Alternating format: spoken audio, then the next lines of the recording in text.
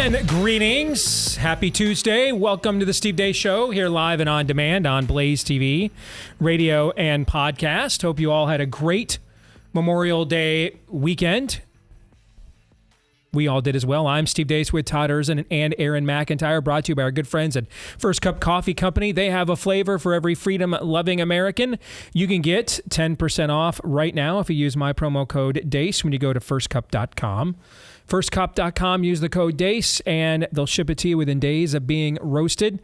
They have a variety of great flavors, and freshness is one of their big calling cards as well. And you don't have to drink communist coffee anymore because this stuff's probably better. Firstcup.com, use the promo code DEACE.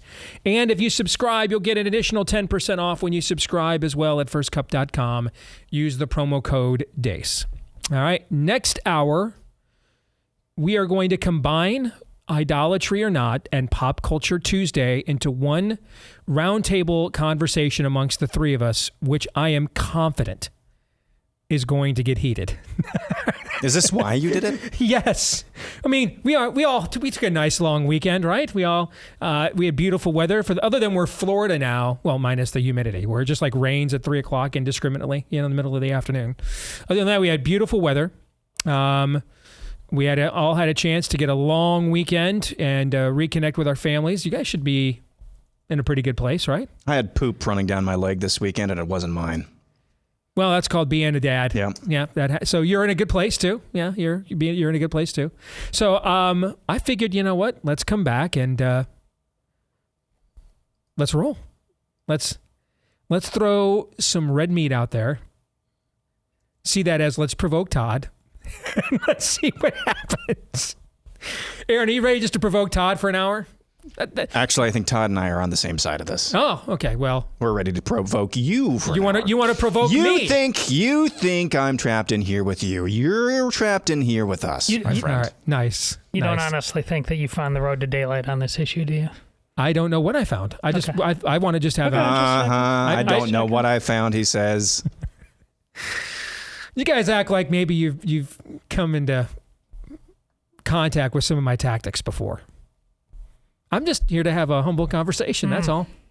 That's all. Just a humble conversation about something that's pertinent and pressing, and it involves one of the most lucrative industries in the country. I just think it's a conversation. One of the most idolatrous industries in the industry. I think it's just a conversation that we should have. So next hour we shall, and we'll see if we can have anything to bring to you next hour that's intelligent, or if we're just going to yell at each other for an hour, which in and of itself can be entertaining. But before we get to that, let us begin, as we always do, with Aaron's rundown of what happened while we were away. What happened while we were away, brought to you by Fake and Gay, which are exactly the values, apparently, the Libertarian Party attempts to espouse every single day. How this is different than the Republican Party is a question for another day. Nevertheless, though, over the weekend, that party enjoyed the most attention it's received in many a moon, thanks to one Donald Trump, who, along with RFK Jr., showed up to their national convention to speak, and the former got booed. That's nice.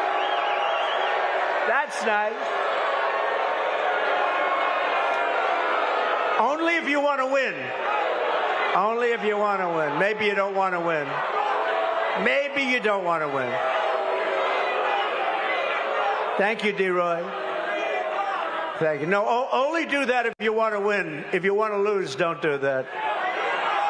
Keep getting your 3% every 4 years. It's unclear why they were booing, but it is clear libertarians resent the fact they've received less than 2% of the popular vote on average the last 3 elections. So naturally, they ended up bypassing making RFK Jr. or Trump their nominee at the convention, and instead chose someone named Chase Oliver as their party's standard bearer. A rainbow flag donning, mask wearing, open borders espousing radical leftist whom no one has heard of until now. Fake and gay, gay and fake. In other news, Donald Trump this morning announced he's attempting to oust one of the best congressmen from the House of Representatives, Bob Good of Virginia's 5th Congressional District, and is instead endorsing John McGuire in that district's Republican primary later in June. Pope Francis is apologizing after jokingly using a term that rhymes with maggot when reaffirming the Catholic Church's ban on homosexuals in seminary. Italian media on Monday had quoted unnamed Italian bishops in reporting that Francis jokingly used the term while speaking in Italian during the encounter. He had used the term in reaffirming the Vatican's ban on allowing gay men to to enter seminaries and be ordained priests. The suspect arrested for the stabbing spree at an AMC theater in Massachusetts, which injured 4, has been identified as Jared Ravisa, a trans activist who is a man who thinks he's a woman. The trainee terrorist entered the theater, went past the ticket counter without paying into a theater, and stabbed 4 young girls, the youngest of whom was 9 years old, according to police.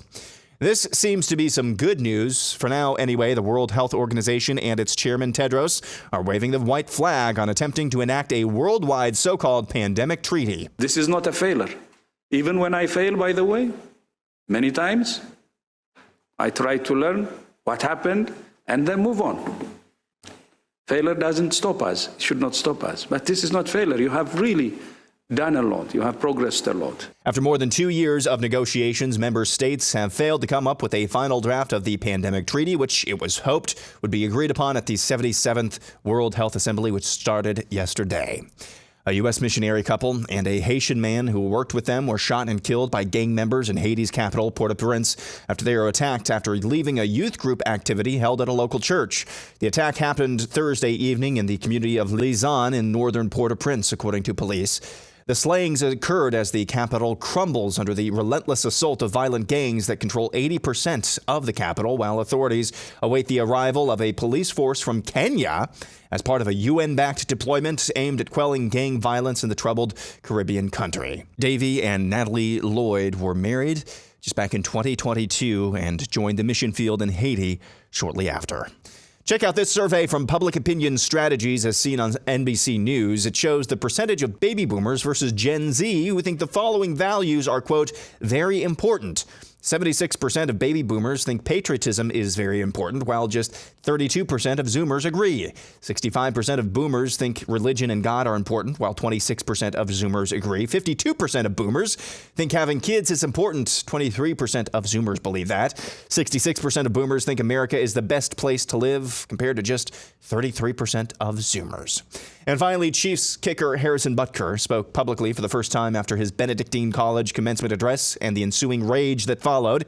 Here he is in Nashville late last week, and he's not backing down. In my 7 years in the NFL, I've become familiar with the positive and negative comments, but the majority of them revolve around my performance on the field. But as to be expected, the more I've talked about what I value most, which is my Catholic faith, the more polarizing I have become. It's a decision I've consciously made and one I do not regret at all. If we have truth and charity, we should trust in the Lord's providence and let the Holy Ghost do the rest of the work. Our love for Jesus and thus our desire to speak out should never be outweighed by the longing of our fallen nature to be loved by the world. Glorifying God and not ourselves should always remain our motivation despite any pushback or even support. I lean on those closest to me for guidance, but I can never forget that it is not people, but Jesus Christ who I am trying to please. And that's what happened while we were away. Amen. Aaron's montage brought to you by our friends over at My Patriot Supply. Make sure you're prepared, just literally these days, for anything, given what is happening in the country right now. And our friends at My Patriot Supply can help you do that. They've been the nation's leader in preparedness since 2008. You can now get their best-selling 3-month emergency food kits that are flying off the shelves. You can get yours right now at my website, preparewithdace.com. And these food kits offer over 2,000 calories per day. That means all 3 meals and snacks, even drinks, just in case. And because they come in ultra-durable 4-layer packaging, they last for up to 25 years with proper storage. You can order all the kits you need for $200 off each of them with free shipping included. Can't beat it. So, how many times have we said, oh, that could never happen here, and then it happened here? Make sure you're ready.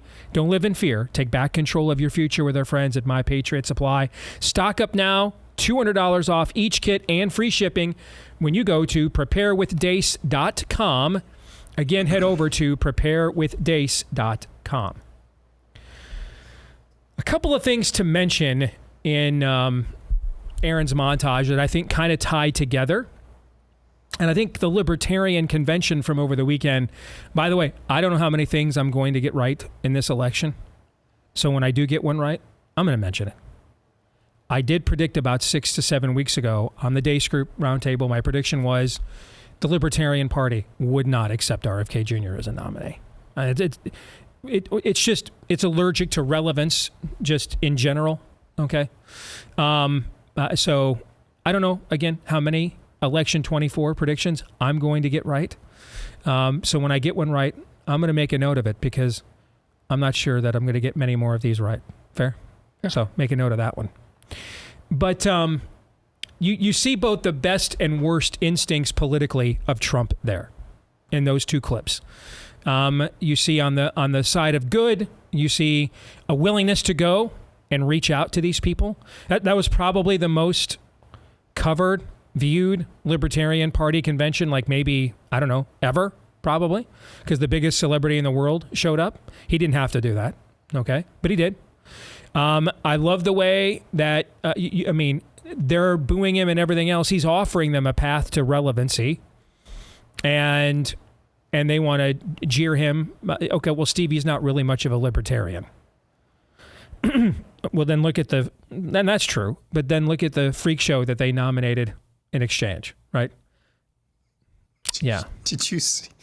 Can I bring this up real quick? Sure. Remember Austin Peterson? He was the 2016 Libertarian Party nominee, wasn't he? Oh, he was the guy we put on the air. We put on the air, and he said, if you guys want to be bigots, I don't have a problem with that, is what he told us. Yes, so we ended that process, and now we've come full circle. He's the guy who's basically ended the Libertarian Party nominees' chances of being relevant. Did you see that clip going around where he went full on, take the kids to the drag shows, and that was Austin Peterson's show that he did that on. Yeah. So, he goes, raises their visibility, offers them a path to relevancy. They don't accept. They boo him. And then he stands there and flings it right back to them in their faces. Okay, I guess you guys don't want to be relevant. I guess you don't want to win. I guess you guys want to continue to suck, basically. That's on you. I love that. But then, but then on the other end, the next story in Aaron's montage is he's trying to take out one of the best congressmen we have because he's bitter that he endorsed Ron DeSantis in the primary. I mean, that's life with a king. All right. When someone is king, and Donald Trump is king, rest assured, on the right, Donald Trump is king. When someone is king, all of their instincts will come to bear, both good and bad, because there's literally nothing to hold them accountable. And so they're the ultimate authority. They're the ultimate power, at least in their own minds they are. And so you'll get both of those things manifested regularly. And I thought in those two clips you saw both with Trump is one of the best things he's at. Yeah, his willingness to go places that a lot of other Republicans would not go, to say things a lot of other Republicans would not say, and then to challenge people directly in their own misconceptions the way most Republicans would not, right? Yeah. Those are all things we would find laudable. And then, hey, let's go ahead and, get rid of maybe one of the best Republican congressmen we have, albeit the bar is low, because he didn't endorse me when he had the chance. And who knows what the other guy thinks, but he's just, what I mean? That's just what it's like when you have a king. And rest assured, Donald Trump is king. Long live the king. But there's another aspect of how that Libertarian convention goes together with one of Aaron's stories that I want to talk about, and I'll bring it up here in a second. But it's the survey of values between boomers to Gen Zers. And, I posted this over the weekend on all my socials, and some people were like, well, this is the natural evolution of things when people are young, the old Winston Churchill line, if you're not a liberal before you're 40, you have no heart. If you're not a conservative after 40, either it's been quoted as no brains or no money. Okay. But that's not that. No, it is not. Maybe you could do that. Sure. Do we have a tendency to come closer to God the closer we come to acknowledging that we're about to meet him one way, whether we like it or not? That is kind of normal, okay? But you would have not found any previous generation in America that had such a low view of having children right when they were in the prime childbearing age. That would have just never happened, okay? I mean, we're beyond the natural evolution of the generations here, well beyond. I mean, we are as east of Eden as we're going to get here and not have sulfur raining down, basically, as a people. And so the answer to that, or the question then becomes, what is the answer to that? And we have to understand that the answer in God's economy is just as important as the question. And that if we're going to ask questions that have existential implications, then the answers we come up with have to have existential responses. You are not going to beat debasement with debasement. You are not going to beat humanism with humanism. And most revolutions have, in human history, this is what they've been, right or left. And when we see all the obvious examples on the left with Marxist revolutions, but there are plenty of these kinds of examples on the right, like the French, for example. Robespierre put just as many people in prison and in stockades as the aristocracy did. After they stormed the Bastille and said power to the people, they then desecrated all the acknowledgments of the only true living God in the culture and declared a reign of terror. Human nature is totally depraved. What you're seeing with libertarians is a manifestation of this, and much of the right is going down this exact same road. And it has no alternative but to do this, because without the only true living God being exalted and acknowledged in a culture, this is the way we will go. We cannot avoid our idols on our own. We cannot. Liberty is not a value. Liberty is the result of your values. And if your values are bad, you will just take liberty and make yourself a libertine. You are here, by the way. Yes, that's where we are. All right? You will just become Marquis de Sade, Robespierre yourself, if you're on the right. If you're on the left, you'll just take this to its most logical utopian, scare quotes, conclusion and just become a Marxist. Those are your alternatives. Why? Because your only alternative is Christ or chaos, period. Someone will be king. Someone will reign. Something will be worshipped. We will worship something. We will exalt something or someone.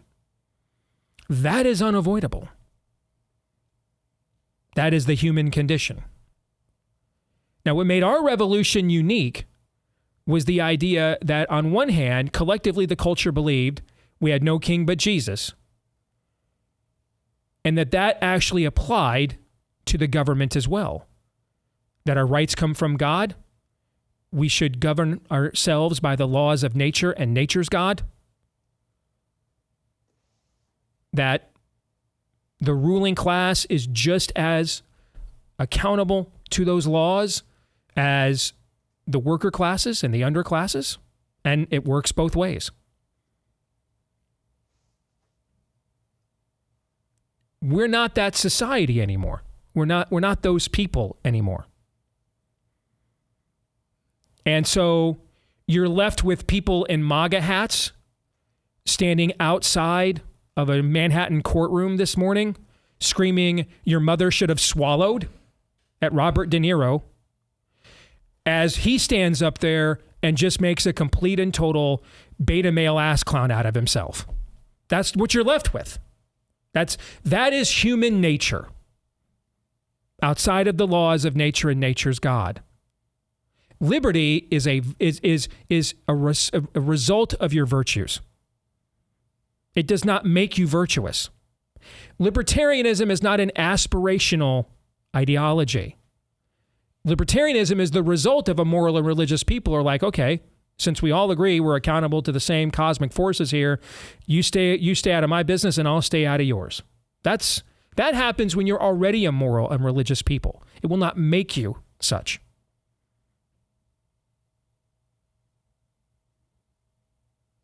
But without God, this is where we're going to go. Your choices are storm the Bastille and then bring out the guillotines. It's time for the upper classes to face exactly what they made us do. Or it's little red books and 5-year plans. Those are your options.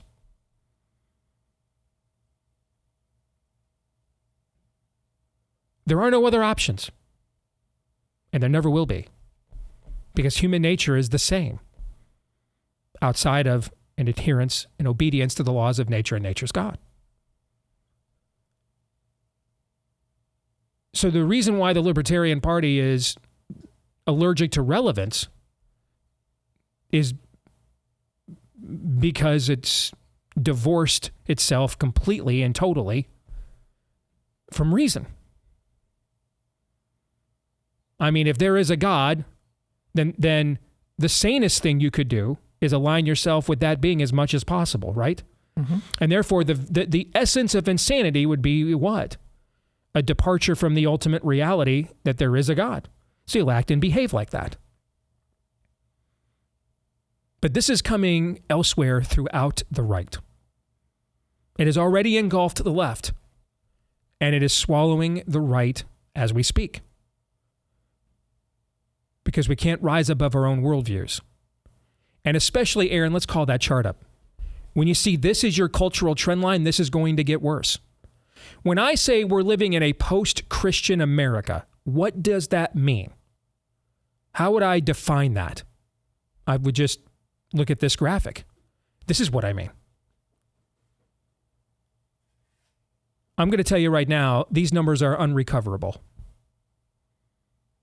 Without great awakening levels of revival, these numbers are unrecoverable. These trend lines will not be altered. We don't have the power within us to alter these things.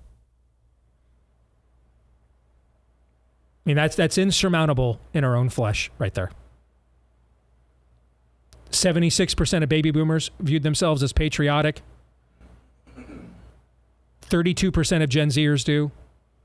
Now, here's the thing. I don't necessarily feel as patriotic as I used to either, but for different reasons. I'm guessing it's not the same reasons that most Gen Zers aren't patriotic, though. Fair? Yeah. Yeah. It's because I see the country descending into French Revolution style of chaos, and I'm not interested in that. That's anathema to my faith. But I'm guessing that's not why most Gen Zers would say they're not patriotic, right? Right. They're not. It's not that level of nuance. Well, and also, I think what most of those baby boomers, or many of them, say about what it means to be patriotic or believe in God have nothing to do with our I just get the vapors when we sing. Produced that. Yeah, I get the vapors when we stand for the anthem or something. Yeah, 65% of boomers believe that have a belief in God and a religion. Only 26% of Zoomers do. 52% of boomers believe that children are important. By the way, that's a sad stat, frankly. Okay. For the boomers. Yes, that's just a pathetic stat. Okay. In 23, how belief in God and religion has produced in your generation a 13-point deficit in thinking children are important. I have to question which God do you believe in and what's your religion? Okay. If there's a 13-point if you think patriotism is more important than having children by 25 points. Well, I mean, for goodness sakes, what's a more patriotic act other than to have children and pass on to them your values and legacies and heritage? You know what I'm saying? So the amount of confusion, even on the boomer side here, is paramount. But next to the Zoomers, it looks like Jonathan Edwards just got done preaching. Okay, that's unrecoverable. We will not recover from this on our own. You will not be able to vote your way out of that because who are the voters? The people in these charts. You will not be able to vote your way out of this. You will not be able to reform your way out of this. I mean, in terms of public policy. I mean, this is death of the West. These exact numbers would have existed in the UK and Western Europe 20, 30 years ago. And now what you see is essentially their Vichy Islam in Western Europe. Because they were like, hey, you guys don't want to keep your heritage. We'll take it from you. Thank you. Assalamu alaikum. And that's what's going on now. And that's what will happen here. or it might be the Marxists that'll do it. Just that religion instead. But these numbers are not recoverable. Minus revival. Won't happen. Won't happen. And I say that as someone who just had, I'm pretty confident, the blessing of the most beautiful granddaughter in the history of humanity. Okay? I've got 3 smart, beautiful, attractive children. 2 of them are already adults. One of them's going into his senior year. And so I want to have like these really optimistic hopes and thoughts for the future, but I'm just telling you, that chart's not recoverable. It's not. That's a post-Christian country. And it'll become exactly what John Daniel Davidson of the Federalist came on here about a month ago and prophesied. That a post-Christian America won't go away. It'll just become evil. And we're seeing all of the opening salvos of that as we speak. And what took place at the Libertarian Party convention is just a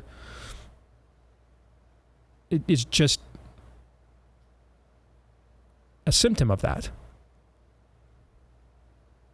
Aaron, your thoughts? I had no idea this is the direction you were going to take the opening segment this morning, but I read a fascinating thread on X also this morning on the way into work. Yes, I was reading X while I was driving. Do not try to do that. It's professionals only. But this thread detailed the alarming rates of intergender or intersex tension in the country of South Korea, actually. Amongst the developed world, minus Russia and China, lowest birth rates. Greatest amount of reports of tension between the sexes, male and female. One of the lowest rates of marriage, or at least placing emphasis on getting married in the developed world. Yet, this is a country that has banned pornography. This is a country that has compulsory military service for 1.5 to 2 years. So there's a lot of young men who are, fit, have gone through the rigors of military service. This country, this culture places a high value on physical appearance, one of the lowest rates of obesity in the developed world. There's a stereotype about video gaming and Koreans, but the data that we have available to us shows us that they're really not gaming at rates that are kind of embarrassing, at least not amongst the young men. But yet the women feel like they have been ostracized, have been marginalized. There's a great deal more men than women in this country, at least in prime age. And this thread's conclusion was that there is some sort of sense of resentment from the men against the women, and that's making the women feel uncomfortable, and maybe as the men start to age out. And there's one thing, though, there was a number of factors that I didn't mention, though. There was one factor that was not taken into account in this Twitter thread. And can you guess what that is? Religious affiliation in South Korea. Mm-hmm. I was despondent a little bit as I was reading through this. It's like compulsory military service. I mean, that's a country where I don't know if the military has gone woke like it has here, but there's a clear and present threat every day at their doorstep. I think they maybe take things seriously over there. Compulsory military service, no porn, low rates of obesity, not embarrassing rates of playing video games, things like that, things that we would like to have here in the United States. And yet they have all those things, and their birth rates are still low. The rates of those saying that marriage is important is still low. And I looked it up. A supermajority of South Koreans have no religion or are Buddhist. 50% no religion. And Buddhist or atheists. 17%. Circle of life, that type, 17% identify as Buddhist. You're never, ever, either from the left or to the right, never, ever going to be able to technocratically work your way out of the laws of nature and nature's God. Nope, you cannot. There is only one true living God, and no matter how many fantasies or studies or everything else we commission to say otherwise, in the end, the results speak for themselves. More in a moment.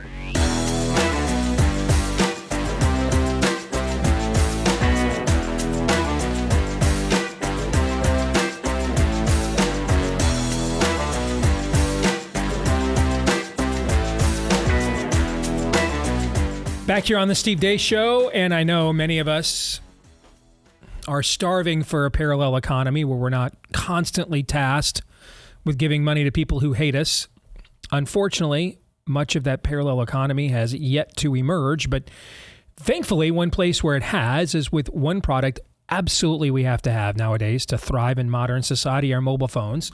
So now you can make the switch to Patriot Mobile. You don't have to give money directly to people who hate you anymore.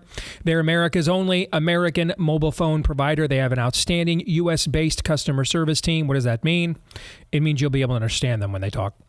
But they also do great work, and whenever you make the switch to Patriot Mobile, they'll customize it for you as much as possible, whether that means you want to upgrade your phone or keep your phone, whether that means you want to change your number or you want to keep your number. They'll make that as customizable for you as possible. If you're a veteran or first responder, let them know when you go to make the switch. They have extra ways to say thank you for your service.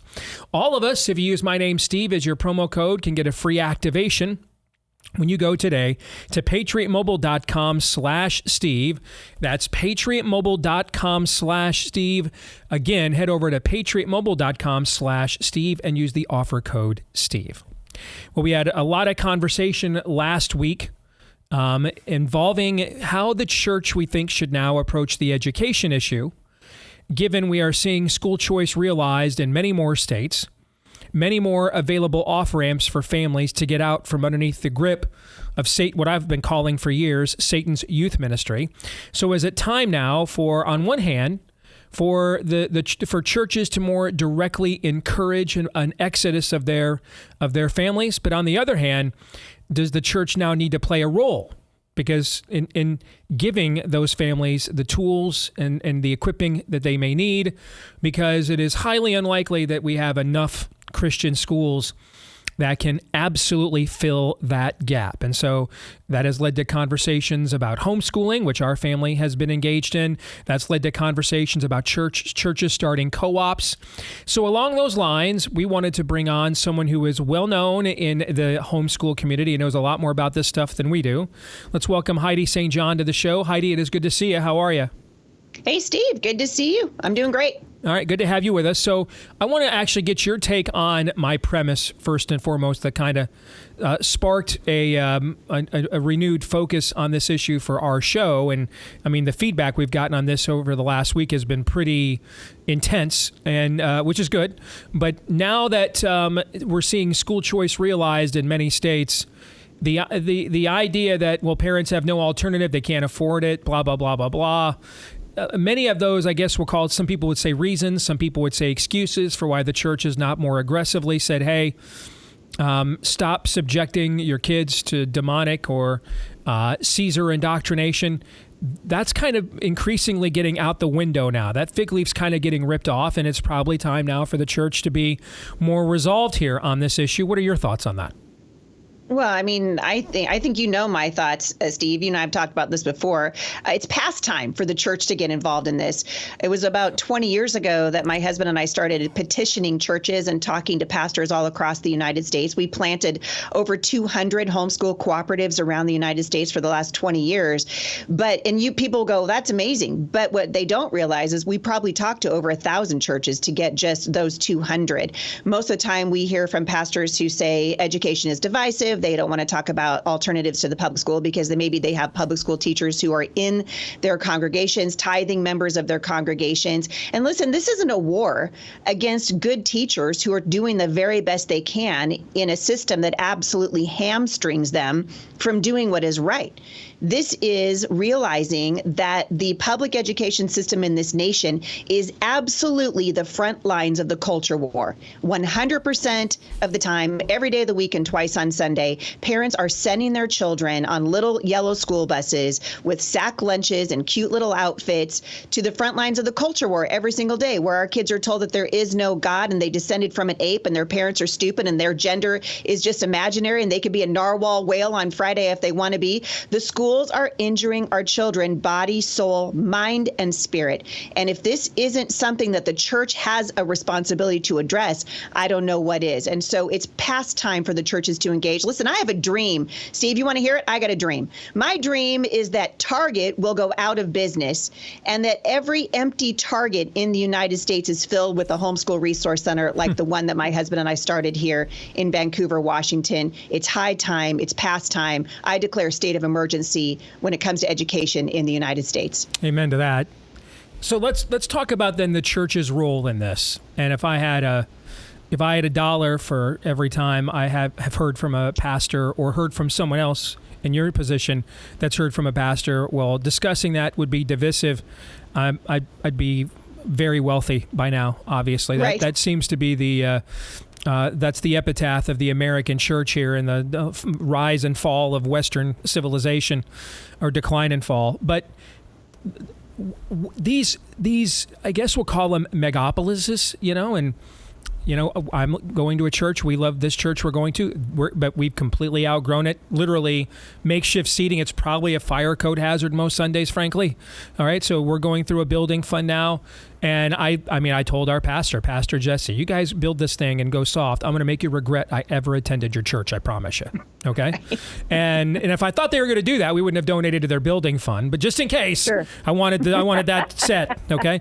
But we have a lot of these megapolises, Heidi, as you know. Today's Tuesday.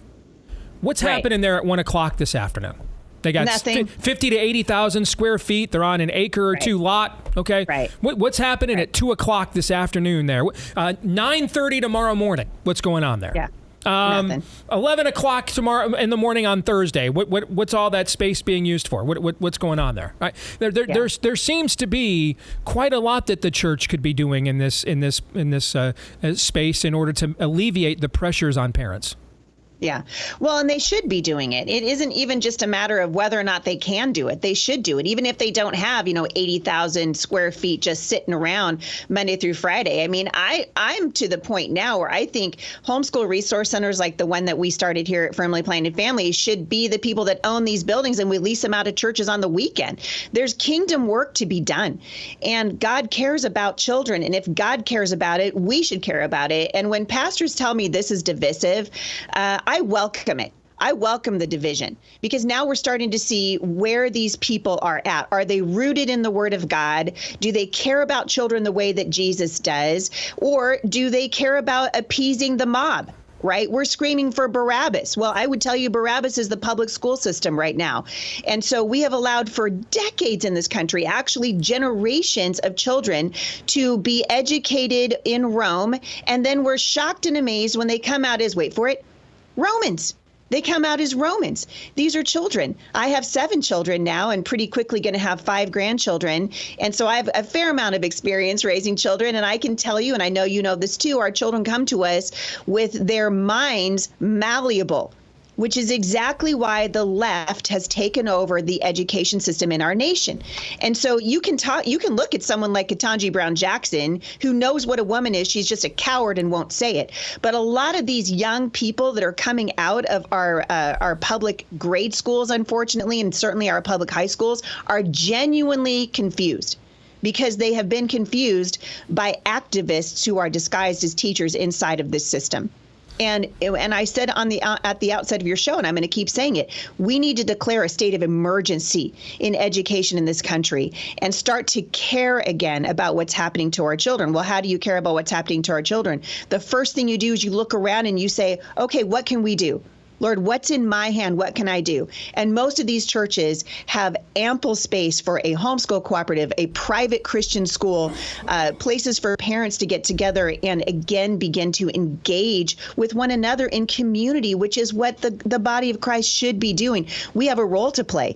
And I think if the church would play it, we'd actually start to see systematic change in the country and a beginning of healing again. We need it now more than we've ever needed. There was a woman that came to the Homeschool Resource Center. We have about 1,200 students here right now. And she came here last fall. And she said to me with tears streaming down her face, after only 6 weeks of classes, I finally see my daughter again. I haven't seen my daughter in 2.5 years. Well, it's because she pulled her out of this system that lies to her every single day of the week. We're just getting ready, right, to jump into the month of May, which has been ruined by the left in this country. And the schools will focus for an entire month, or the last 2 weeks they have of school, of indoctrinating children into a far left evil sexual ideology that is literally injuring them. When will the church care about that? I think it's past time. All right. Let's say, and I know that there are, There are pastors in this audience, elders, deacons, maybe even just people that are members of the church, and they're listening to this and saying, "Okay, you're exactly right." What do they do? All right, what are the first practical things that they could do to establish the kind of co-op that you and I are talking about? Well, I think one of the first things they do, so we've actually written a manual on this. You can go to firmlyplantedfamily.com or give that website .org. again, please. Yeah, Firmly Planted Family. Like I said, my husband and I have planted over 200 of these around the country. Right now, we run the nation's first and largest homeschool resource center. It's a full-time building that's dedicated to rescuing kids from the public school system. But if you're interested, the very first thing you do is I challenge pastors, just hold an information meeting. Get up there on Sunday morning and be courageous and say, we have a crisis in our schools. How many of you are interested in pulling your children out? If you had support from this church, how many of you would take your children out of the public school system? And Steve, I guarantee you, 80% of them are going to raise their hands. 80%. And so at that point, you hold an information meeting. You say, hey, we're going to meet here right after church, or maybe we're going to meet on a Tuesday evening, and we're going to talk about what it would look like, what this church could do. We have all kinds of options. We could start a Christian school. We could run a homeschool cooperative. That's what we did for years. But I want pastors to understand this. So my husband was a pastor for 20 years. We met at Multnomah School of the Bible back in the 80s. I have a huge passion for the church, but I'm telling you, we're missing it on this point. And so if the church were to say, we want to help you, you have to be ready to actually engage, because we're in a time of war. And just like in a time of war, what would you do? You would open a triage unit, right? You'd open a hospital. Churches need to become hospital units. Look at it that way. So look at it in a way that you are providing a much needed respite for these parents and for their students from the constant barrage of evil and backwards ideology that they're getting every day of the week in the public school system. And once you are committed to doing that, the resources will flow. And so when we started a homeschool co-op all those years ago, it was absolutely spectacularly efficient. But my husband and I, when we pulled our daughter out of the public school system 25 years ago, we were running to something. And I want pastors and elders to understand this. 25 years ago, I would consider myself at the tail end of the pioneer movement of homeschoolers in the United States. And so we were really running to something, right? We saw a system of education that would be better for our family. And you give Heidi St. John a little red wagon, and I'm going to go to the library and figure it out. We were running to something. This generation of homeschooling parents is not running to something, they're running from something. They're running from an educational system that is bankrupt morally and spiritually and even educationally. We have one of the worst academic success rates anywhere in the world now, right here in the United States, which used to be one of the most educated nations on the planet. We are failing in every metric in the public school system right now. And so if they're going to run from something, then it follows that they should have something to run to. And so that is why we started the Homeschool Resource Center. My husband and I actually started the Homeschool Resource Center in 2017, shortly after Barack Obama issued his evil mandate that boys should be able to use the women's restrooms and the women's locker rooms. How insane is that? And we knew back in 2016, all right, there's going to be a mass exodus. We could never have foreseen COVID.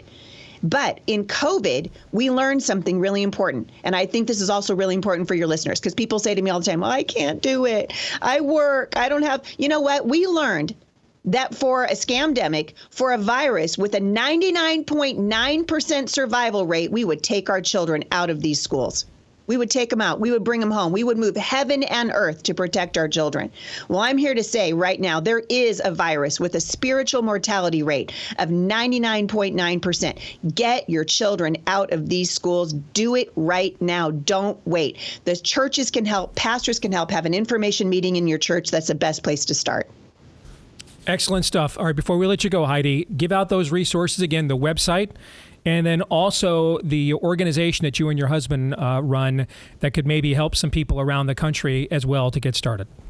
Yeah, we have started a nonprofit organization. It's about 25 years old now, called Firmly Planted Family. If you go to firmlyplantedfamily.org, click on the Homeschool Resource Center, you'll see a picture of the Homeschool Resource Center, which, by the way, I'm appealing to people of means right now, because that building was donated to our nonprofit organization. So this time last year, we closed in $16.4 million in cash. We paid for the building because the gentlemen and the men and women who helped us fund it are on a rescue mission with us God can do it. I want people to know that you're serving the same God today that moves mountains. He's still moving mountains. He cares about what's happening to our kids. Go to firmlyplantedfamily.org. Click on the Homeschool Resource Center. You'll find resources there. There's a manual that you can find that will tell you exactly how to start a homeschool resource center, like the one that my husband and I have started here. And also you can learn how to plant a homeschool co-op in your church. Now is the time. This is the mission. There is no neutral ground. Firmlyplantedfamily.org. Excellent. Thank you, Heidi. Good to see you again. Appreciate it. Good to see you. Thanks, Steve. You bet. Take care. Again, I'm on the website right now. It's very impressive. Firmlyplantedfamily.org. Firmlyplantedfamily.org. And when you go there, you're going to see one of the top tabs that you're going to see there right at the top of the page. Homeschool Resource Center. You can click on that. It's very impressive. Gentlemen, your thoughts on the conversation we just had here with Heidi St. John? She's not somebody I was familiar with, and I'm absolutely blown away. What an impressive individual. This entire hour, though, this dovetails perfectly, providentially, with what you talked about the top of the hour and the fact that we're talking about this after Memorial Day. That's my great frustration listening to a person like this. And when she said, well, the number of successes we have, you should see the amount of failures. It's really, Memorial Day is not just about the people who served. It's the people who died, gave their lives. And now contextually, will we not die a little to ourselves just to make this happen? Will the church not die to itself daily to do this for its own progeny? We are living in dark times. Indeed. And you heard actually in the montage, Tedros, the chairman or Director General of the World Health Organization. That's why I put the qualifier on there. Maybe this is good news for now that they're waving the white flag on the global pandemic treaty. You heard him saying there, does that sound like a guy who's given up for good? No. What was he talking about? Failure's not permanent. Okay. You know, if we learn something all the time, we'll try this again later. That's basically the subtext of what he's saying this. The enemy is always evolving, always learning. They don't know the word failure at all because they're not afraid. They really aren't. We could emulate just that in a vacuum ourselves. Amen. Well said. Hour 2 is next.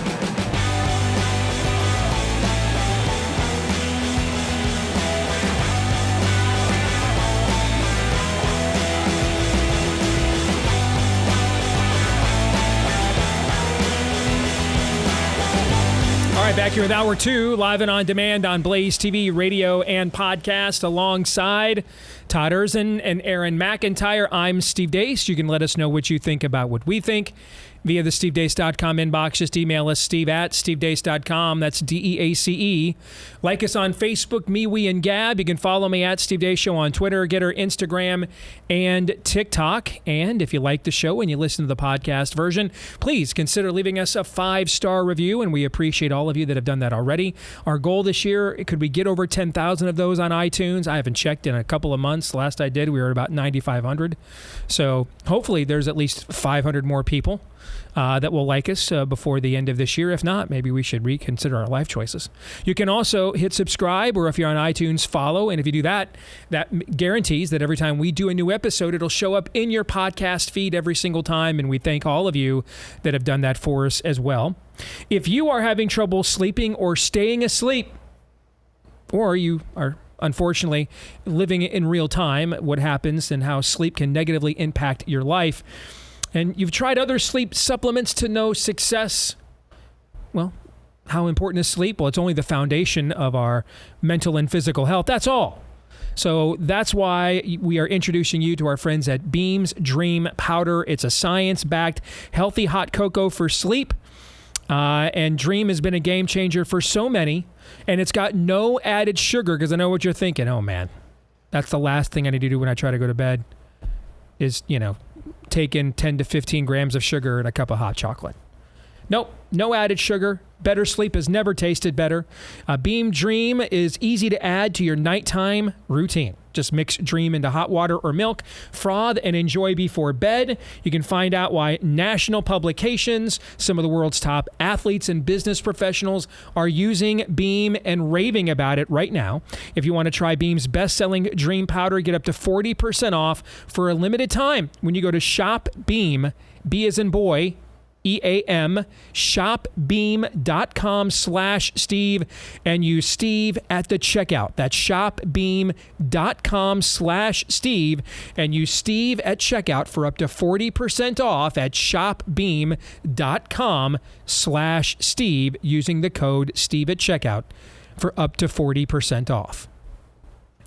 All right, this hour, I made the decision to have this conversation because it's something we have discussed in passing or referenced numerous times on the show. And it's come to a head as we speak. And we are watching what is undergoing a radical transformation of the paradigm of one of America's leading, I guess we will call it leisure industries. And what do we think of this? Is this progress? Is it inevitable? Is this killing the goose that laid the golden egg? Is it idolatrous? Is it a mixture of all of those things? So I just thought once and for all, let's have this conversation now that we kind of have an idea of where things are heading. We don't know exactly what that will look like when the details are ironed out, and the devil is always in the details. But we do kind of know that we are going to see a radical transformation of collegiate athletics. And this could have far-reaching implications. It could have educational implications in terms of opportunities for athletes that play in sports other than football or men's basketball, like Todd's daughter Ainsley is a double scholarship athlete at the University of Arkansas as we speak. It has economic implications. A lot of these, well, I should mention, why would it have educational opportunities? Because these so-called Olympic sports, they used to be called non-revenue sports. We call them Olympic sports now. They are subsidies. And it is football pays for about 75% of it. Men's basketball via the NCAA tournament pays about 20%, another 20%. And the other 5% is paid usually because a lot of schools have a niche sport they're good at. University of Iowa, it's wrestling, women's basketball now too, but although the women's tournament is getting increasingly valuable, so that may become a revenue sport here in the not too distant future. But at UConn, it's women's basketball. At a lot of schools out west or down south, it's baseball. At Michigan, it's hockey. Okay, that can help produce a limited amount of those revenues and be profitable on their own. But by and large, football is paying for 75% of the rest of the sports at these schools, and men's basketball is paying for about the other 20%. And so if we radically alter the way those sports are funded and the way they are dealt with, it could have ramifications for educational opportunities. It could for others that play those other sports. It could have economic opportunities. If you think about, I don't know if this is still the case, but I remember growing up and watching Auburn football as a kid, and in the Pat Dye, Bo Jackson, Reggie Slack era, and the War Eagle would come down, and the announcer on either Keith Jackson or Brett Musburger would always note that on fall Saturdays, Jordan-Hare Stadium is so packed, this is the third largest city in the state of Alabama. I don't know if that's still the case, okay? But if there's an economic impact at these kinds of places, that would be felt by hotels, restaurants, etc., right? So there's economic impact, there's cultural impact as well in terms of the amount of obsession placed on these things, and is that what is ultimately driving this to make people think that it's economically unavoidable when really the whole thing is a canard because we've taken something that should have been a leisure pursuit and turned it into an idol? That's not entirely probably how you would put it, but that's sort of the baseline of your position. Fair? Okay. Yeah. So we're going to combine Pop Culture Tuesday, because college football is the second most popular sport in America now. So we're talking about one of the most lucrative leisure industries in the country. So that would qualify for a Pop Culture Tuesday. And then the conversations as to why these things are on the brink of occurring, I think would absolutely fit into, is this idolatry or not? So you guys okay with me so far? Yes. Okay. So let me do this. I'm going to spend 5 to 10 minutes for people that don't know the facts on the ground how did we end up here? Okay, and I'm going to try to make it as neutral as possible, just a statement of fact. And when I'm done, you guys can each take a position on whether I was fair or not, and you want to correct something or challenge something, okay? All right. So essentially this all began with a case from about 15 years ago involving a former UCLA basketball player by the name of Ed O'Bannon.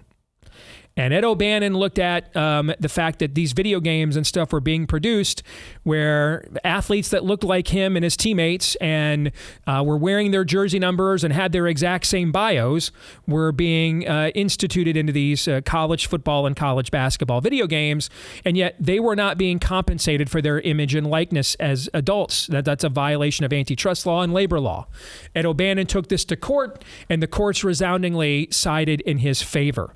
And that created what was back 3 years ago, what became known as name, image, and likeness, NIL, and that players were now, like Olympians are able to maintain their amateur status, provided they're not getting funding directly from an Olympic committee, but instead are getting endorsement deals from companies. I think I have that correct, right? Think so. Okay, all right. And so that this Olympic model would now be applied to college athletes after this federal court ruling.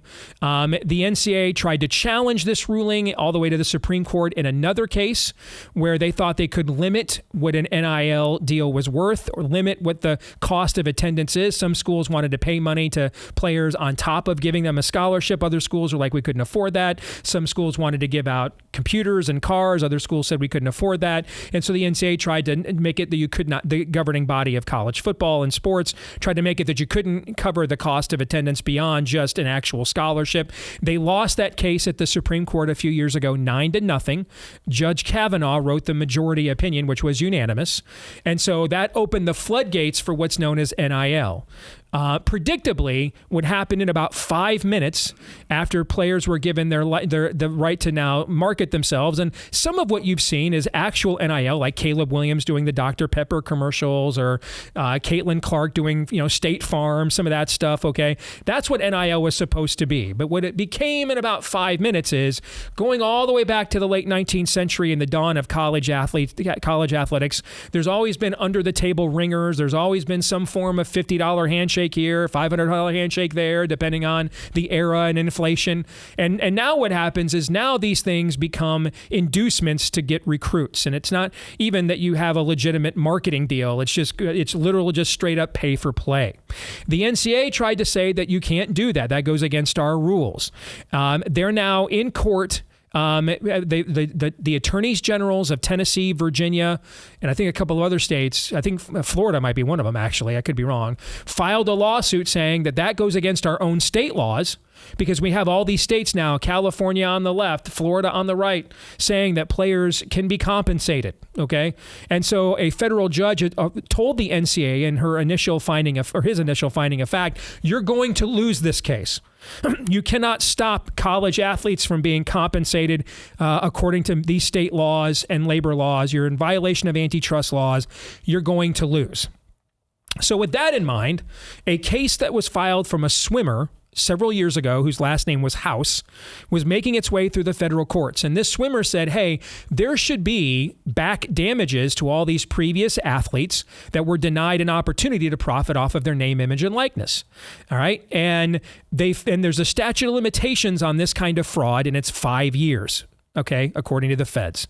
All right. And so going back to 2016, so 5 years before the suit was filed, all right, if you calculate damages, we're talking over 15,000, I think it is, college athletes since then. The damages would approach $5 billion with a B for the NCAA.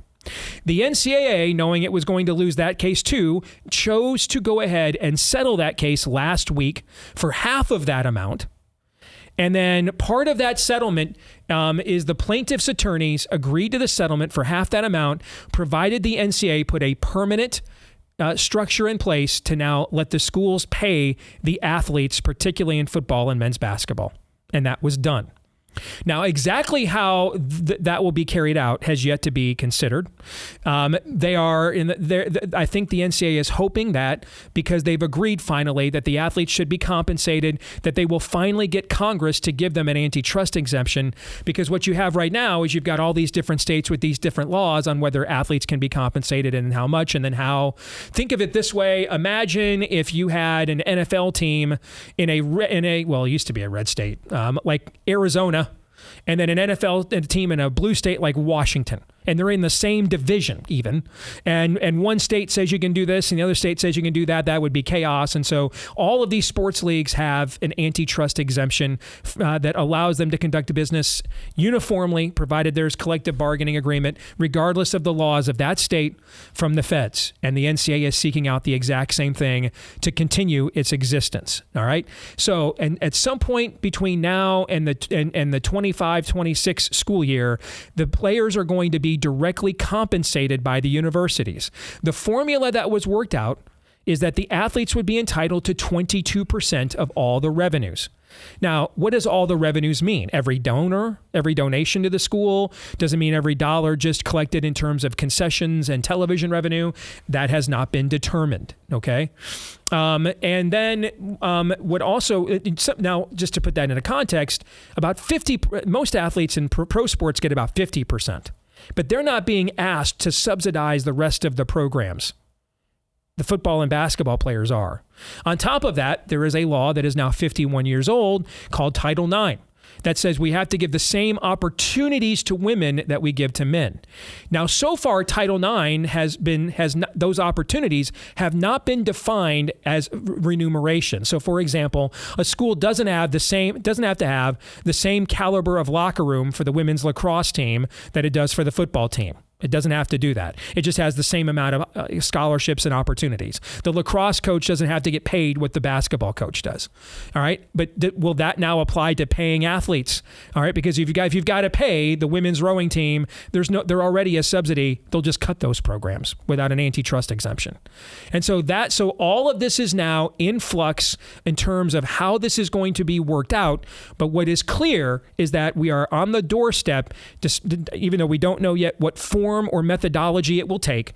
We are on the doorstep for the first time of the universities, not, boosters giving handshakes under the table or this or that or things that aren't reported, but straight up compensation between the schools and the athletes. What form that will take, which athletes it will be, what percent actually it will be, and what makes up those revenues is still to be determined, and they're hoping that Congress will determine that so that this will be uniform across the country. But the fundamental paradigm is massively shifting. So I'll stop there. How was that? Was that as neutral as possible? 10 minutes on the money. So well done there. Thank you. There is one little thing I was confused about this in our group chat over the weekend. When it talks about all revenues, you are correct. We're not sure what all revenues mean. And this is the part you just mentioned a couple minutes ago, is that ticket sales, is that every donor that donates to the athletic department, is that the TV. All revenue, we don't know what that means. One sticking point I have heard in multiple places, though, you kind of addressed this in our group chat. I think the 22% figure is the average. This is what I've heard from multiple sources. 22% of the average Power 5 athletic department revenue, which works out to about $20 million. So whether you are Ohio State, who is a Power 5, or Northern Illinois, who is a MAC school, much smaller school, not as many resources, regardless of where you are on the food chain, you can pay your athletes up to $20 million. And you're under the auspice that we're not quite sure what that's correct. What that actual stipulation is. Correct. And the judge has up to 6 months to sign off on this agreement. It is likely that she will. That doesn't mean, though, that she will not make some specific things. She's empowered to make a lot of sweeping things. Like, she could use this settlement to create an entire agency that would monitor these things if she wants to, the way that this particular kind of case law works.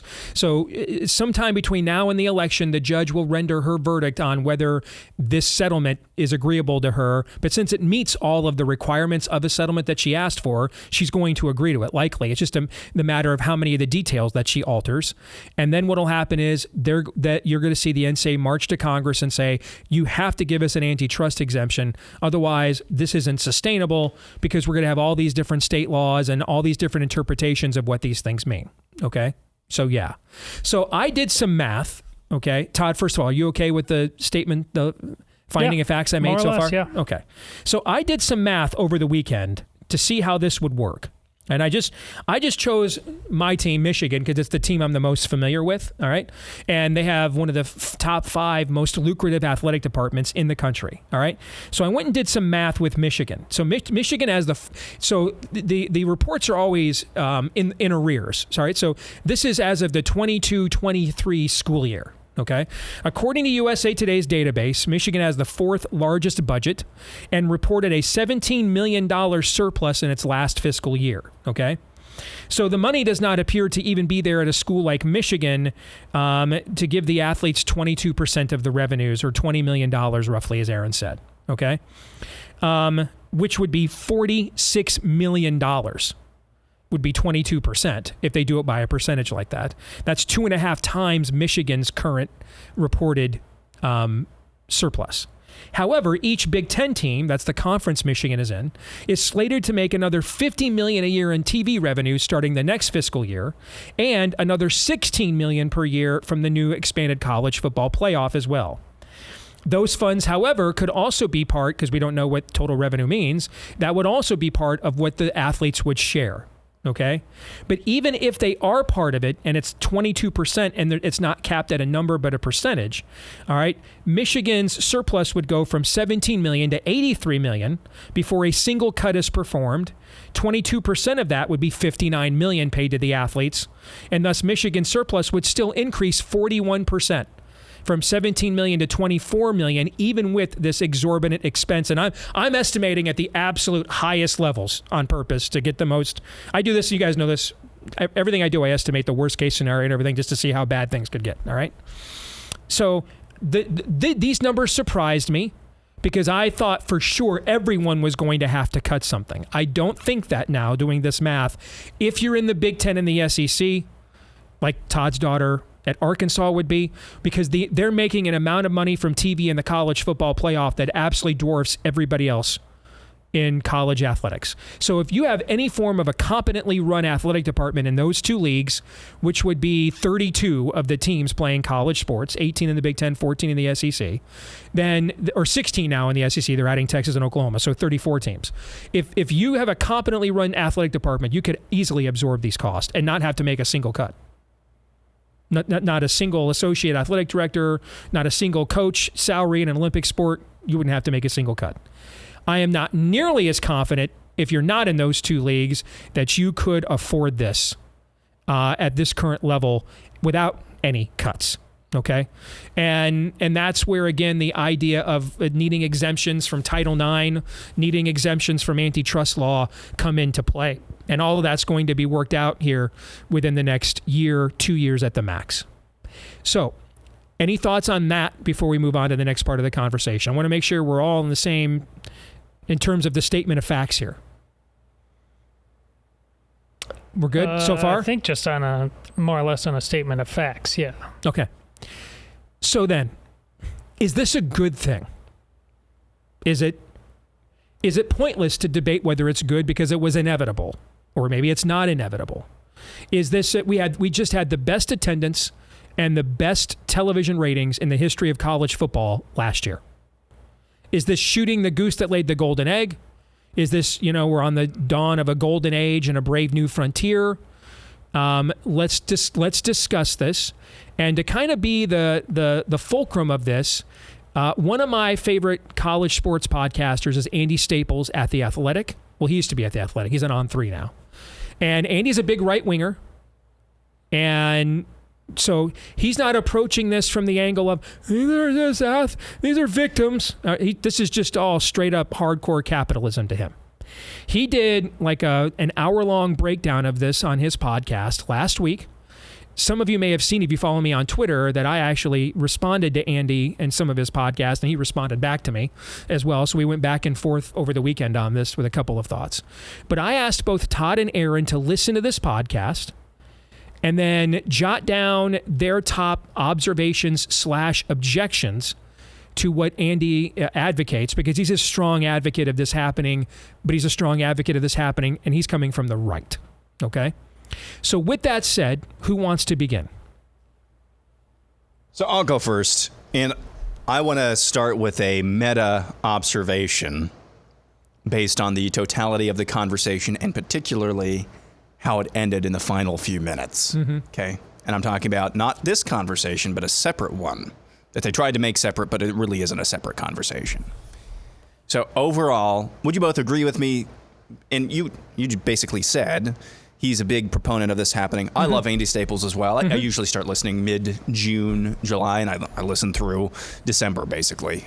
He's a great host, kind of cuts a lot of the nonsense that you hear typically on sports talk radio. That being said, I thought it was a very optimistic conversation about where the future of college athletics is headed. I thought it was almost... maybe Pollyanna's going too far, but it was a very optimistic conversation. Okay, a lot of air of finality or approaching finality, that this is going to be the actual new normal heading into the future. And then we got to the end of the podcast, past the conversation about the House case, and what was the very last thing that they wanted to talk about?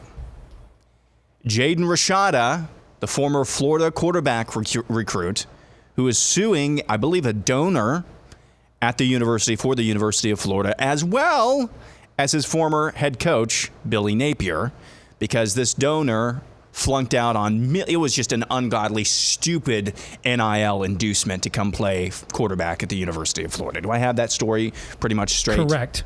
And by the way, he is suing the Florida coach with the blessing of his current coach at the University of Georgia, hilarious. Who just so happens to be Florida's primary rival. Yes. But yes, yeah. So they tried to make that, we don't have time for that. This is a different conversation, because that's true. That was in the sports news last week as well. That has everything to do with this conversation. When Ed O'Bannon originally launched the NIL, what became known as the NIL lawsuit, saying you can't have these video games using the name, image, and likeness and biography of all of these athletes. Todd, you would probably agree that's probably not, maybe it's a waste of time, you would probably say that, but generally speaking, in a vacuum, is that a righteous thing to do? You can't just use Steve Deace's name, image, and likeness, Todd Erzin's name, image, and likeness, and make ungodly sums of money. Unless I sign it away to you. Unless you sign it away from me, but without doing that, you can't do that. It's kind of un-American. It's immoral, I would say. I don't know if, Todd, you agree with that, but when that thing got this ball rolling, I would say that was probably, as much as I hated it because of what it was and where I knew this was going, was probably the moral thing to do. You can't just make money off of other people's name, image, and likeness without them signing it away from you. That was, to my knowledge, a kind of a moral thing. Is that the direction that this whole thing has gone? No. No, not at all. And it's completely off the rails. Yes, it's completely off the rails. I thought, and this was one of the most, as naive as I thought I was during COVID, saying that Americans largesse, an addiction to comfort, an addiction to cool things, an addiction to going out and seeing the latest ball game or concert, what have you. I thought that was actually going to get us out of the pandemic in May or June of 2020. I was wrong. I was 100 times more naive that I thought name, image, and likeness was going to mean that Big Al's Toy Barn down the street was going to sponsor the left tackle at Iowa, and that meant that in a market like Iowa that cares more about college athletics than a market like USC, that might actually give Iowa a competitive advantage. No. It was just the inducements, the under-the-table stuff just coming all out into the light, and 100 times worse. So whatever this started as, whether it was moral or not, this has gone completely off the rails. And my question is, after seeing the last few years of this has now been 4, 5, 6 years of how this has evolved, or devolved actually is probably the more correct term for this. We are on this path. What began, what I would argue, as a moral thing, you cannot make money off of other people's name, image, and likeness without them signing away from it, has devolved into all-out id and greed, unchecked, and it ends and culminates with Jaden Rashada suing his former coach and a booster at Florida. My question is, we've gone down this road. We're at its most logical end. Why does anybody think it's just going to stop there? So that's my big meta takeaway from the entire conversation. That is an excellent question that I don't know how anybody could have an answer to that. I mean, I understand we're sitting here hoping that the United States Congress is going to save them. Now, I will defer to Andy Staples as much as I am an idiot savant when it comes to college football. I will defer to Andy Staples when it comes to the nuances and intricacies of the sport. But covering Congress and stuff, we do that every day. Now, I actually do think Congress will come forth with a solution now. Now that they have agreed that the NCAA is giving up the ghost on paying the athletes, I do think Congress will give them a solution. I think everyone should be very afraid of what that solution is. Okay. Yeah, because is that solution going to come after Jasmine Crockett's recitation of the fourth time that she received an honorary doctorate from Costco? Because that might be something to take into factor in here. Yeah, I agree. So, Todd, we're going to give you the time as well when we come back, but we got 2 more minutes. Go ahead. Well, the only thing I guess I'll say so far about this is that when said that it was obvious that this was going to happen, it should have been, but such is the power of the idol. I'm on record saying this is going to be terrible, and I was right. But most people within sports were utterly flummoxed after NIL. They were celebrating. Finally, Valhalla. So did I. And everybody's like, what's going on? I never saw this coming. That was the majority opinion out there. And that's what we have to wrestle with. Why? If this was so obvious, and it was, because this has everything to do with what we talked about on the rest of the show today. And there's no way we can believe that the culture is in the state that it's in, and then somehow this tiptoes through the raindrops, because that's what a lot of people think. And that's why I think it's even more profound that Andy Staples apparently is a conservative. It makes it all the more powerful that this is idolatry, because he's not seeing it any different than the leftist sports bros on this. If they're all getting to the same conclusion, that's what we have to understand. Why? Okay. You've each got a couple more objections and observations. Oh, I've got. Todd brought notes. All right, we're going to the manifesto when we come back, because you're uniquely qualified to answer this with a daughter sitting in one of these Olympic sports as we speak. All right, but that's not what drives my analysis. I know. We'll come back here with more in a moment.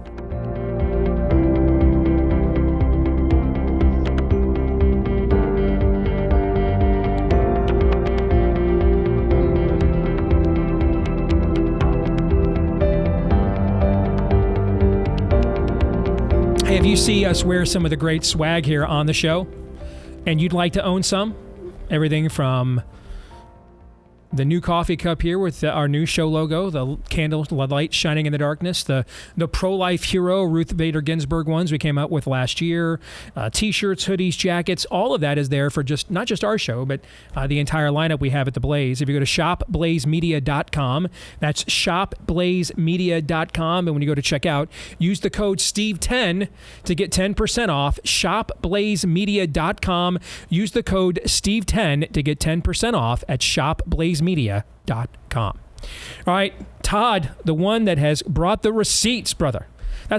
You have worked for me, Todd, for almost a decade now. Yeah. That is the most notes I've ever seen you bring to the table. That is the most bullets I've ever seen you bring to the shootout, brother. So fire away, man. You're up. I didn't expect to. You said you tell us to watch things all the time, and you had us listen to this. And I just got a Post-it note, and I expected to have one Post-it note by the end, I had like 8.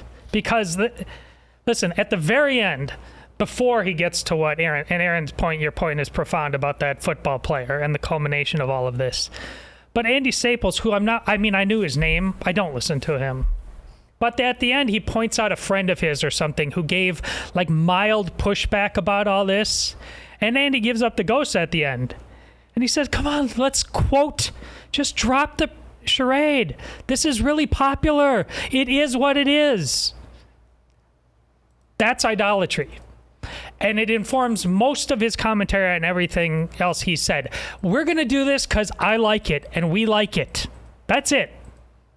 And that's really, you can tell that in what his analysis on most other things. Well, in popularity, so is porn amongst men. That's really popular.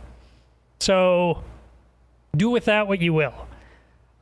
Listen, the whole premise that he cites with, and he says, if we would have only given, he gives the two examples, if we would have only given them $2,000 back then, and if we would have only given them $6,000 back then, this all would have stopped. Aaron's point about how this football player and the people involved, does anybody believe that? Had we only done the right thing back then, that would have stopped that? No, because this has something to do with who we are ethically and morally, and as men, as Steve said earlier on. And I've coined this long ago. Being a male is not a leisure pursuit. Andy Staples again says, yes, it is. It's really popular for us to sit around and enjoy this as much or more than anything, and that's going to define everything we say. The fact that this hasn't done anything, the so-called agreement, it hasn't done anything with the transfer portal. He cites the schools that say we absolutely don't want this to be employees. So we're not any closer to any of that. So it's more money with all the other chaos. And he cites things like, and staff cuts. You know, we won't have big stadiums and needless stadiums. We won't have needless So like, if you're like for the Olympic sports is what he meant. But doesn't. Yeah. But are we about excellence or not? Because let's say that softball program is just absolutely elite, winning national championships, hand over fist. Him, by definition, just the football is more important. Okay, again, that's a choice, but it's not objectively true. Title IX, he says, his words, they always cite Title IX about this, quote, they're clutching pearls. And he says they won't cut Title IX because, quote, that's not how college sports work. Really? The whole reason we're talking about this is because we've totally lost sight of how college sports work. He's relying on like a default mechanism that in the next breath he just absolutely explodes as the wave of the future. He's not thinking. He's feeling. He just loves college football. This is his idol. This is what he wants. And it doesn't matter what gets lost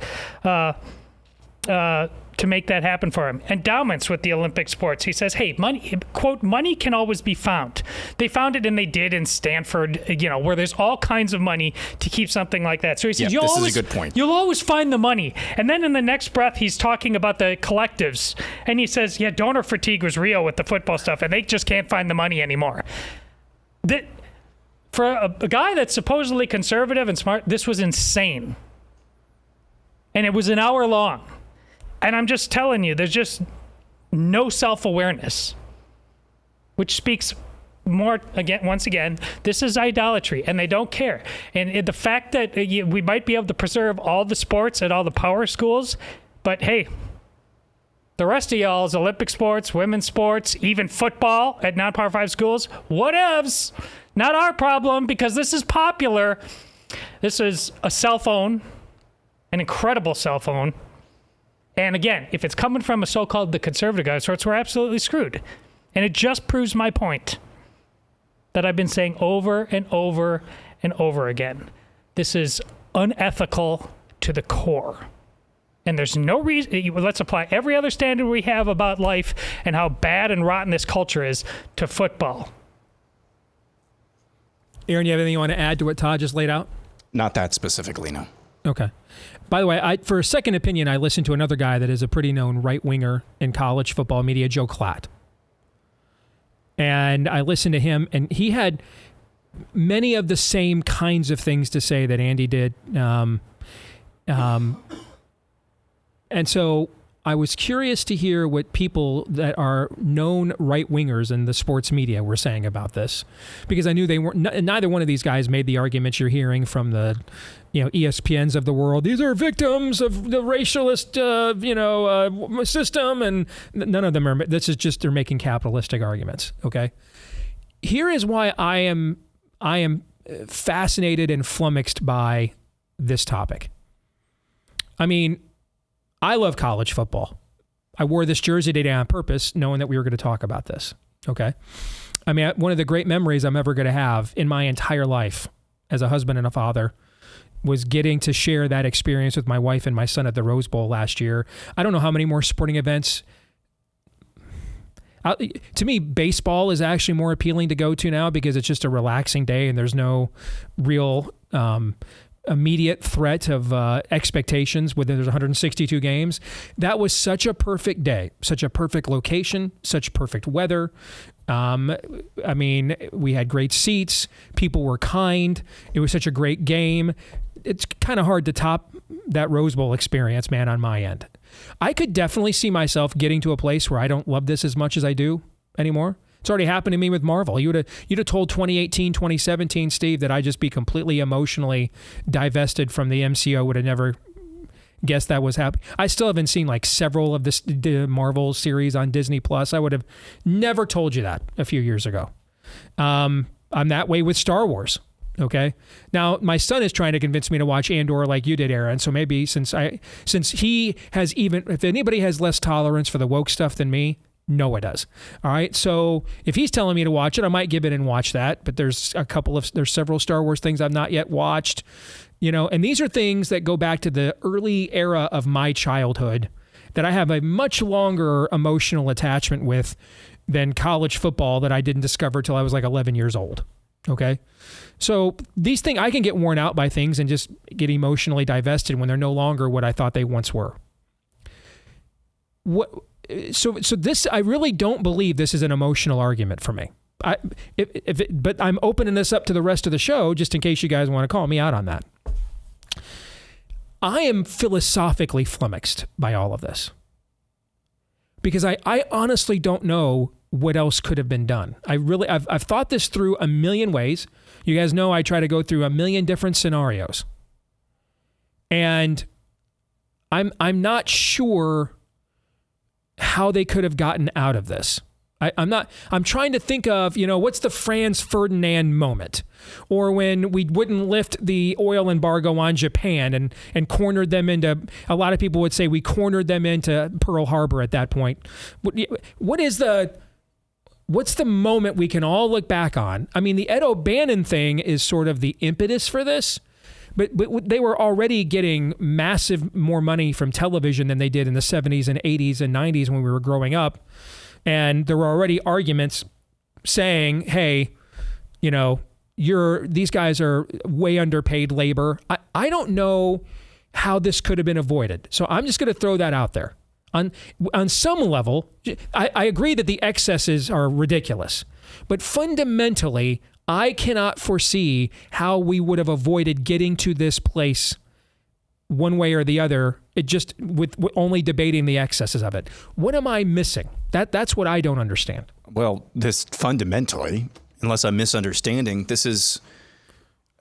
we're coming full circle here with the show. This is basically the conversation we had just in a different arena, a more specific arena. This is the conversation we had to begin the show. Philosophically, technocratically, what's been illustrated to us spiritually over the last 4, 5, 6 years, both with the fans of the product that we're talking about. When we're talking about college athletics, we're talking about football, and the producers of college athletics, the players themselves, at least enough of them, is a problem. On the fan end, we want what Todd has talked about ad nauseum to the point that it makes me sick sometimes. Just the shiny soap operas for men. We want that so bad. It's what we're living for. We're living to escape via college football versus escaping to live going to a football game because I'm taking care of the other stuff all 6 days of the week.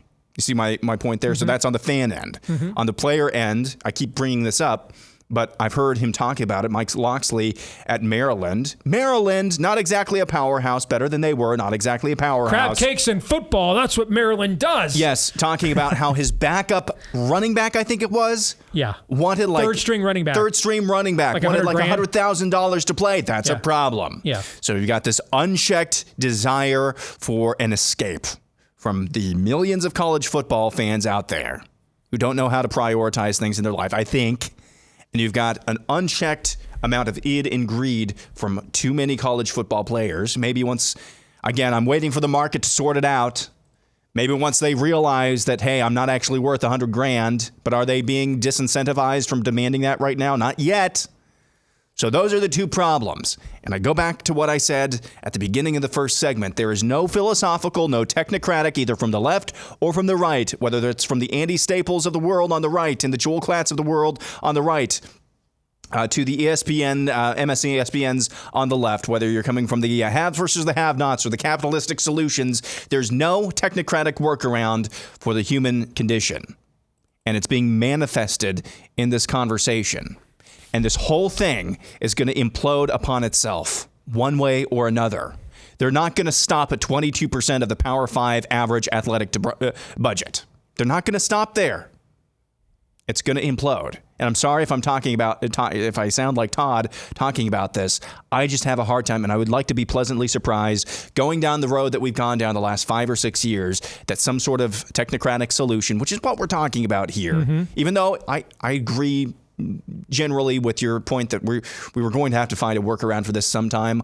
I just have a hard time that this path ends at whatever it was that we saw last week, or beginning to end with what we saw last week. You just channeled Charlton Heston at the end of the original Planet of the Apes. You blew it up. You idiots, you morons, you blew it up. That's kind of what I just heard you say, basically. There's no technocratic solution for what we're actually dealing with, which nobody wants to talk about. Yeah. And that's the problems with the fans who prioritize this above too many things that they should not, and the problems with the players who have demonstrated that they think that they are worth more than they actually are. So, Todd, we've got about 3 minutes left. I want to give you the balance of time. This is my biggest frustration, because when you say that I've looked at it 100 different ways, but not the most, it's the that's the irony of this. It's the idolatry of it. This country was made for a moral and religious people and no other. So is everything else. But this has become the religion for most men, even Christian men. So, of course, it could have ended up otherwise. Amongst grown men who don't view their life as a leisure pursuit, it wouldn't have ended up this way. But for those who do, including guys like Andy, they can't see any other alternative. Of course, it could have ended up differently if our priorities were different. They're not. We love this at an idolatrous. When I talk about it, owns us most of our emotional bandwidth. It's easy. These grown men care about this more than anything. Doesn't mean they don't care about other things, but this consumes them. It bothers them more than anything else. They look forward to it more than anything else. They escape, which is a word we got to stop using, because that's not what we're supposed to be doing as Christian men, escaping all the time. We can't have the philosophies we have that are meant to govern us in very dark times and say that this has an out clause, an escape clause, if you will. I think the most obvious answer in the world is that it could have been different than all. Look at where this starts. Yes, there was more money before the thing. Grown men butt hurt over a video game. That should tell you. And Aaron's right about that. A private industry should not be able to do that. But there was a contract between players going and players with the right ethos of going, it's an honor to play for this school. It's an honor to get a degree. Nobody cares about any of that because honor is forfeit. And I just it frustrates me deeply that we simply won't apply the rules that we claim to have everything else to this when it's one of, if not the greatest idols in the land for grown men. What I think will happen is I don't think it's a coincidence that the NCAA agreed to this revenue sharing plan for 10 years. I think this has all been negotiated back channel. I think that's why Charlie Baker, the former Massachusetts governor, was brought in. I think he was told by both sides of Congress, Republicans and Democrats, that until you agree to some direct compensation model with the players, we can't help you. And that this is the political cover that is needed now to get some form of congressional resolution of this, which I think will come after this election. I'm just not entirely sure everybody's going to be happy with what the NCAA is going to come up with. Because what Congress will come up with. I mean, it'll be some form of a chimeric concoction, okay? I mean, it'll look like a lot of the spending bills, the budget bills, the NDAA bills. It'll look a lot like, even if you look at the anti-Semitism bill, they couldn't just stop at you can't discriminate against Jewish students on campus. They had to go with an organization's definition of what anti-Semitism is that could outright lead to censoring the New Testament by some interpretations. You see what I'm saying? So I think that the NCAA this is walking into a monkey's paw. I think they're going to get what they want, and then they might regret later that they should have been more careful in what they asked for. I think there will be a congressional solution to this. I just don't think anything that comes out of Congress is a panacea. It'll be some form of a 10-year deal that'll have various poison pills to eventually just get everybody to a place of employment and super leagues and everything else in the next era. That's what I think will happen. And that's unfortunate. We're going to stick around and do overtime. For everybody else, we'll see you tomorrow. Until then, Romans 8:28.